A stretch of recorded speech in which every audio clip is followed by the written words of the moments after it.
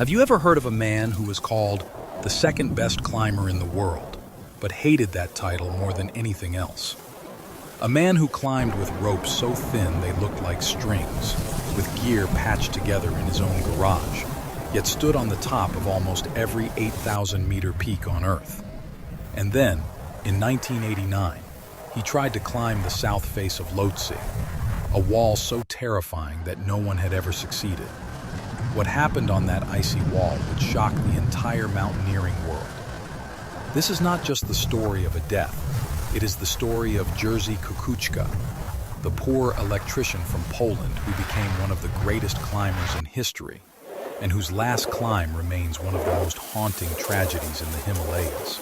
To understand why Jerzy Kukuczka's final climb mattered so much, you need to know who he really was. Born in 1948 in Katowice, Poland, Jerzy grew up in a working-class family. His childhood was not about adventure, it was about survival. Poland was under communist rule, and poverty was everywhere. If he wanted climbing gear, he couldn't buy it. He had to make it himself. While Western climbers carried shiny gear sponsored by big companies, Jerzy and his Polish teammates stitched their own tents, hammered their own pitons, and carried ropes so cheap they could snap under weight. They didn't have money. What they had was determination, suffering, and raw strength. And somehow it worked. In 1979, Jerzy climbed his first 8,000-meter peak, Lhotse. And then, in less than 8 years, he did what no one else in the world had done before. He climbed all 14 of the world's 8,000-meter mountains. 14 giants, from Everest to K2, from Makalu to Kangchenjunga. Only one other man had done it before him, an Italian climber named Reinhold Messner. That's why the world called Jerzy the second. But Jerzy Kukuczka hated that. He didn't climb to be second. He climbed because every wall, every ridge, every summit called to him like an obsession. If Messner was a PhD philosopher on the mountain, Kukuczka was a warrior. He wasn't interested in taking the easy route. He always chose the most dangerous line, the unclimbed walls, the harshest winter seasons. While others waited for perfect weather, Jerzy pushed into storms. While others carried oxygen, Jerzy went without. By the mid-1980s, he wasn't just climbing mountains. He was rewriting the rules of Himalayan mountaineering. He opened 10 new routes. He made 4 winter first ascents.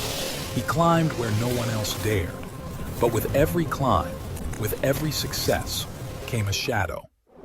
Jerzy had built a reputation for surviving the impossible. And reputations like that, they demand more. By 1989, he had done everything. He had reached the summit of Everest, of K2, of every single 8,000-meter giant. So, what was left? There was one face, one wall, one nightmare that had never been climbed, the South Face of Lhotse. Lhotse is the 4th highest mountain in the world. It stands at 8,516 meters, just beside Everest. But its south face. It is a vertical wall of ice and rock nearly 3,300 meters high. A face so steep, so exposed that it looks like something out of a nightmare. For decades, climbers had looked at it and shaken their heads. Too dangerous, too difficult, too much risk. But for Jerzy, it was perfect. It was not enough for him to have climbed all 14 peaks. He needed to prove, once again, that he wasn't just following in Messner's footsteps. He wanted to carve his own line into history. So, in autumn 1989, Jerzy Kukuczka and his partner, Ryszard Pawłowski, set their sights on Lhotse's south face. At base camp, the mood was tense. Jerzy was 41 years old, not old for life, but old for Himalayan climbing. His body had already endured years of frostbite, altitude sickness, and unimaginable exhaustion. The south face of Lhotse demanded everything, and Jerzy, he was ready to give it. As they began the climb, the weather closed in. Storms rolled over the mountain. The wall loomed above them like a fortress. Every step was a battle, every hour a gamble. And here's the chilling truth. Climbers who watched Jerzy start that climb whispered that something felt different, that he was pushing harder than ever before, almost desperate, as if he knew this was his last chance to prove himself. By October 24, 1989, Jerzy and Richard were high on the wall. The summit was still far above, but they had already crossed into the death zone. At over 8,000 meters, the human body is slowly dying with every breath. Jerzy clipped into a thin rope, a rope that was never meant to hold such weight. And then, in one final move as he pulled upward on the icy wall, the rope snapped. He fell. He fell more than 2,000 feet, down the face of Lhotse, vanishing into the abyss. The man who had survived where no one else could was gone. The world was stunned. The second-best climber in the world had died on a wall that no one had ever conquered. When the news spread that Jerzy Kukuczka had fallen to his death on the South Face of Lhotse, the mountaineering community was stunned. How could it be? This was the man who had stood where no one else dared, the man who had outsuffered storms, frostbite, avalanches, and hunger. He was supposed to be indestructible, but mountains don't care about reputations. They don't care about records. They don't care if you are the first or the second. For Jerzy's wife Selena, the news was devastating. She had been with him since the early days, sewing his homemade climbing gear, supporting him through every expedition. She had seen him come home frostbitten, broken, half dead, but always alive. This time, he wouldn't come home. His body was never recovered. For Poland, it was more than the death of a climber. It was the end of an era. To understand why Jerzy's death hit so hard, you need to understand Poland's unique place in Himalayan climbing. In the 1970s and 1980s, Poland was poor, locked behind the Iron Curtain. While Western climbers had money, sponsorship, and gear, Poles had nothing. But they had one thing no one else had: suffering. Life in communist Poland was brutal.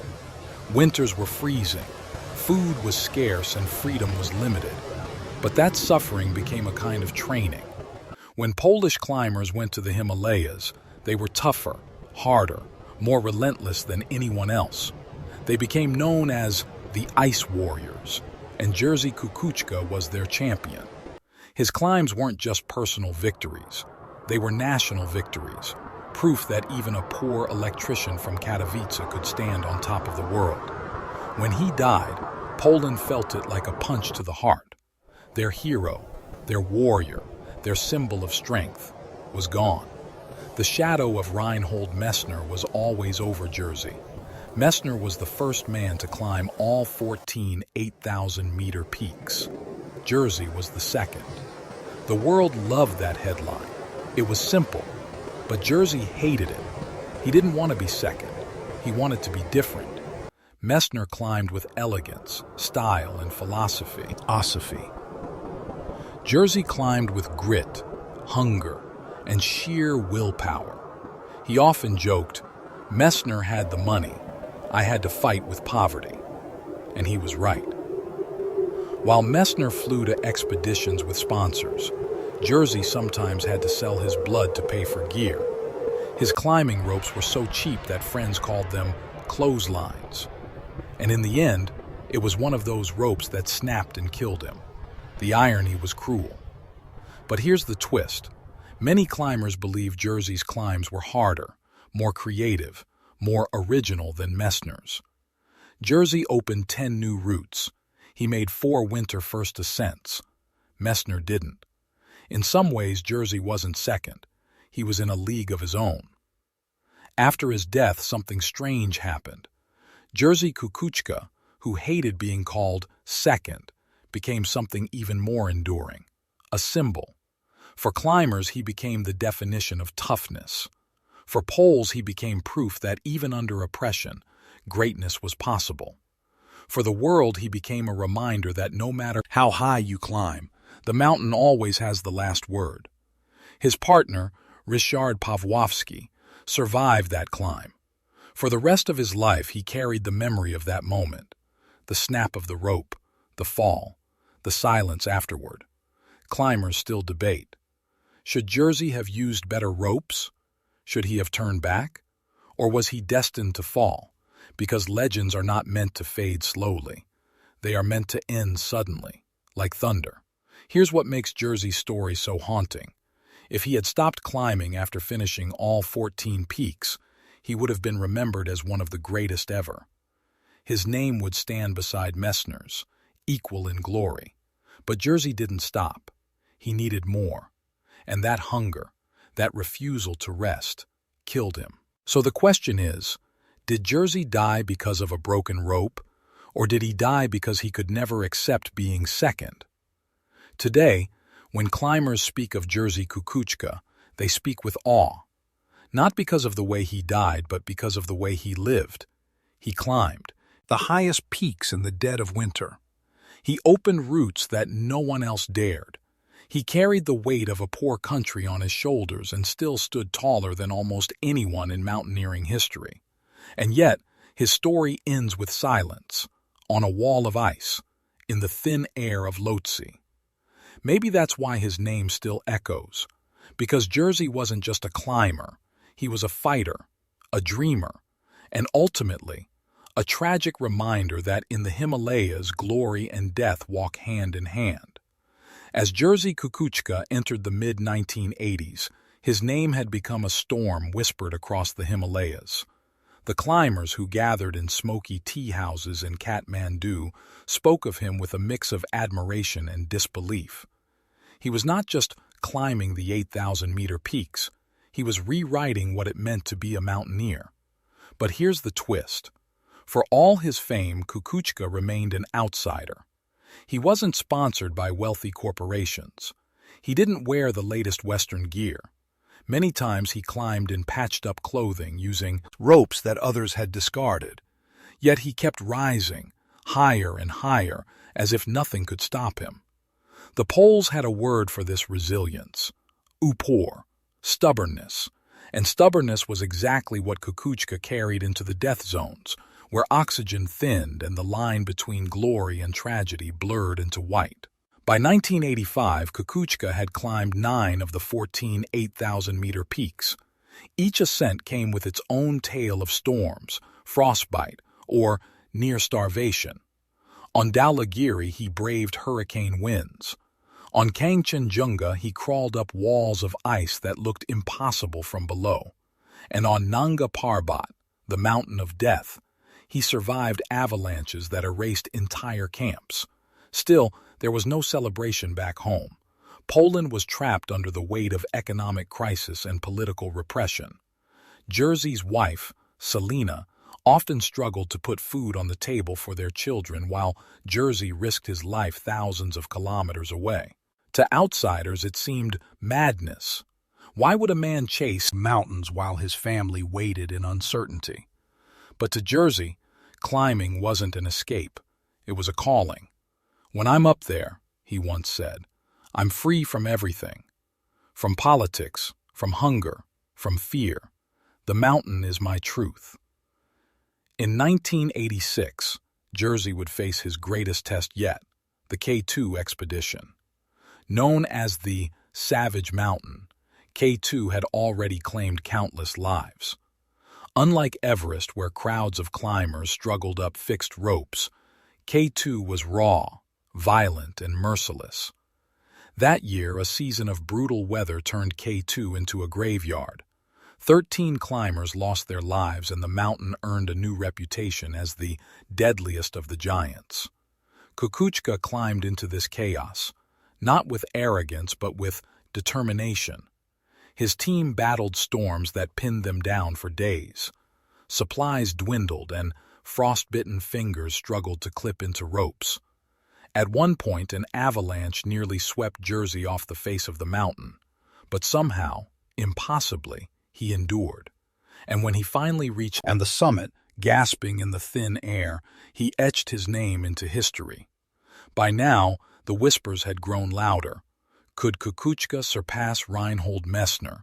the Italian who had become the first to climb all 14 8,000ers. Messner had money, fame, and the world's best equipment. Jerzy had determination, patched gear, and the unshakable will of a man who had survived hardship all his life. It became the race of a generation, Messner versus Kukuczka, the Western star versus the Polish underdog. Every climb Jerzy attempted carried more weight, more eyes, more pressure. The world was watching. By 1987, Jerzy was closing in. Peak by peak, he was narrowing the gap. Annapurna, Manaslu, Gasherbrum. Each summit brought him closer to immortality, but each summit also carried him deeper into exhaustion. The mountains take their toll quietly, lungs scarred by thin air, muscles weakened by endless frost, a mind slowly frayed by suffering, and yet Jerzy pushed on, almost possessed. "When I start a mountain, he told friends, "I cannot stop, even if it kills me." In September 1987, Jerzy reached the top of Shishapangma. With that climb, he had done it. He had completed all 14 8,000-meter peaks, only the second man in history, after Reinhold Messner. And here's the shocking twist. Jerzy had done it in just under 8 years. Messner had needed 16, half the time, twice the speed. It was an achievement so staggering that even Messner himself admitted, "He is greater than me." But Jerzy didn't bask in glory. He didn't seek magazine covers or champagne celebrations. He returned home to Poland quietly, carrying only the knowledge that he had pushed human limits further than anyone thought possible. Still, the hunger inside him had not been silenced. He had climbed the 8,000ers, yes, but there was another frontier, new routes, dangerous walls no one had dared to touch, faces of mountains so sheer, so exposed, they looked like something drawn from nightmares. And one mountain, Calais, louder than all the rest, Lhotse. At 8,516 meters, Lhotse is the fourth highest mountain in the world, towering beside Everest like a dark twin. Its south face was considered impossible, an endless vertical wall of ice and rock, swept by winds that could tear flesh from bone. No climber had ever reached its summit by this face. For Jerzy Kukuczka, it was the ultimate challenge, not just another climb, but the climb, a wall that seemed to defy human effort, a route that could crown his legacy, or end it forever. As he prepared for the expedition in 1989, Jerzy seemed calm, almost serene. He told Selena it would be dangerous, but he believed it could be done. He had defied the impossible before. Why not once more? But deep down, even Jerzy knew the truth. The higher the stakes, the thinner the line between triumph and tragedy. And on the south face of Lhotse, that line was razor sharp. The autumn of 1989 settled over the Himalayas with a strange silence. The monsoon rains had passed, leaving behind crystal skies and brittle winds. It was the season of ambition, the season when climbers returned to the giants in search of glory. And for Jerzy Kukuczka, there was only one target in his mind, the south face of Lhotse. To outsiders, the south face looked less like a mountain and more like a nightmare.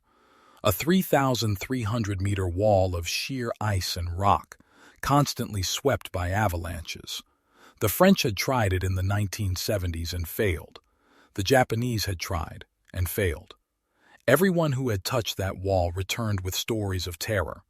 It was whispered that the south face was not just unclimbable, it was cursed. But Jerzy Kukuczka had built his career on doing the impossible. He wasn't coming to Lhotse for another summit ticked off a list.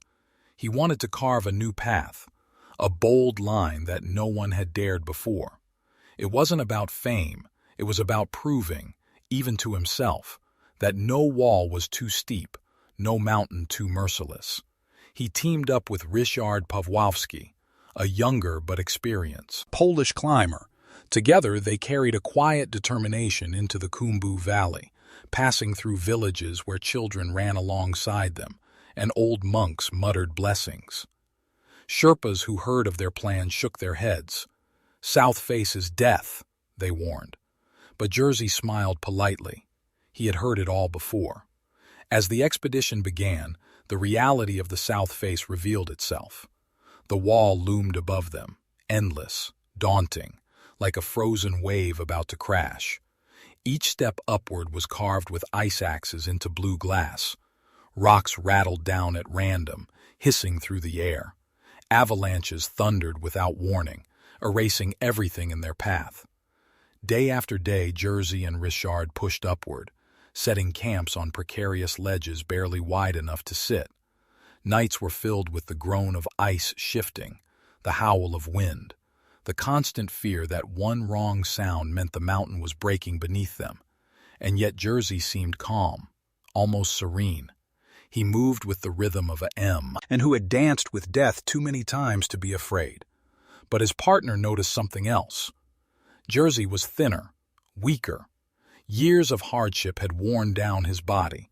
His lungs rattled in the thin air. His hands trembled when he tied knots. He was still Kukuczka, still indomitable, but the mountain was beginning to show him his limits. At 8,200 meters, disaster struck. Their ropes, crucial lifelines against the void, were running out. Jerzy had brought equipment patched together from previous expeditions, some old, some worn. They were not the polished, shining ropes of a Western team. These were ropes that had seen years of storms, years of frost. Still, they pressed on. Jerzy believed the summit was within reach. "One more push," he told Richard. "Just one more." On October 24th, 1989, the weather cleared, a rare window of perfect blue sky. It was their chance. They packed light, carrying only what they needed for the final push. Jerzy took the lead, his eyes fixed on the towering ridge. Above, the summit of Lhotse hidden somewhere beyond. As they climbed, the wall grew steeper, almost vertical. Every step was carved with agony. The air was razor-thin, each breath a fight. Richard followed, watching as Jerzy fixed ropes ahead of him, anchoring their fragile line to the mountain. And then, it happened. Jerzy clipped into a section of rope. It was thin, worn, frayed. Perhaps too much weight, perhaps too much strain. With a sound that would echo forever, the rope snapped. Richard looked up just in time to see Jerzy's body fall away from the wall, tumbling into the abyss below. There was no scream, no chance to react. One moment he was there, fighting toward the summit. The next, he was gone, swallowed by the South Face of Lhotse. At 8,200 meters, Jerzy Kukuczka, one of the greatest climbers in history, met his end. His body was never recovered. The mountain kept him, as it had kept so many others. For days, the news rippled across the mountaineering world. Shock, disbelief, grief. Reinhold Messner, his old rival, said quietly, "He was greater than me." And now he is gone. In Poland, the tragedy cut deep. Jerzy had been more than a climber. He had been a symbol of resilience in a country suffocated by struggle. Now, that symbol was gone. His wife, Selena, received the news with tears but also with dignity. She had always known this could happen. For Jerzy, the mountain was life itself. But perhaps the most haunting truth was this. Jerzy had not died chasing fame or wealth or recognition. He died chasing possibility, the belief that even the most impossible walls could be touched, if only a man dared to try. And so, on the cold October winds of 1989, Jerzy Kukuczka's story ended, not on Everest, not on K2, but on the cursed South Face of Lhotse. When dawn broke on October 24th, 1989, Jerzy Kukuczka's tent was covered in frost. The bitter Himalayan night had tested every fiber of his strength, but he was ready. Today, he believed, might be the day he would carve his name into mountaineering immortality. The South Face of Lhotse towered above him, a sheer wall of ice and granite stretching nearly 3,000 meters high. This was no ordinary route. It was the last unclimbed face of an 8,000-meter giant, a wall so notorious that Reinhold Messner himself once declared it impossible. But Kukuczka wasn't Messner. He was driven by something different. For him, this wasn't about fame or being the first. It was about finishing what he had started. He had already climbed all 14 8,000ers, the second man in history to do so just months after Messner. But Jerzy's climbs had been harder, riskier, often on new routes or in winter. He had always been the underdog, the climber who achieved greatness with poor equipment, second-hand ropes, and the stubborn resilience of a man who refused to quit. And so, with his partner Ryszard Pawłowski, he set out toward the steepest, most unforgiving wall in the Himalayas. The early hours were brutal. The cold bit through their layers. Their fingers, wrapped in stiff gloves, felt numb as they hammered pitons into frozen cracks. The thin air made every breath feel like sucking through a straw. And yet, Jerzy pressed on. His rhythm was steady, his mind sharp, his determination unshaken. But then, the unexpected happened. Halfway up the wall, Kukuczka's rope suddenly snapped, not from the mountain, not from a rockfall, but from something far more haunting. It was an old, worn-out rope, the kind climbers use when they cannot afford new ones. The kind Jerzy had always relied on, climbing on a shoestring budget while his rivals had the best gear money could buy. For a brief second, the world froze. The rope whipped through the icy air and Jerzy fell. His body plummeted down the face of Lhotse, vanishing into the abyss. There was no scream, no farewell, just silence. Ryszard could do nothing but watch. The mountain had claimed Jerzy in an instant. A man who had cheated death so many times before, on K2, on Annapurna, on Kangchenjunga, had finally run out of luck. News of his death spread quickly across the mountaineering world. Shock, disbelief, and grief rippled through the community. Jerzy Kukuczka, the man who had stood on every summit above 8,000 meters, was gone. But his legacy? That would never vanish. Even today, climbers speak his name with reverence. He was not just Poland's greatest alpinist. He was one of the greatest the world has ever known. He climbed without glory, without money, without luxury. He climbed with raw courage, with faith, with the heart of a man who believed the mountains could be tamed, no matter how impossible they seemed.